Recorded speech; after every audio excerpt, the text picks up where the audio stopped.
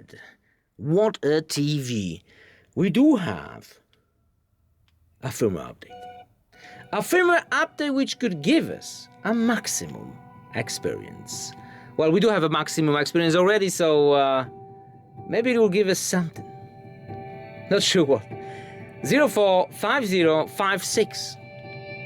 It's already a fantastic screen, phenomenal screen, a beautiful screen, and also sounds brilliant.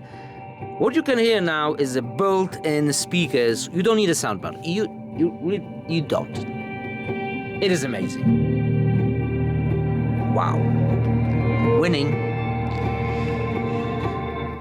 It says improvement, fix minor bugs in software. That's all it is. Okay, I guess. Okay, let me turn down that music a little bit because it's too loud. Image is fantastic. There's no visible differences.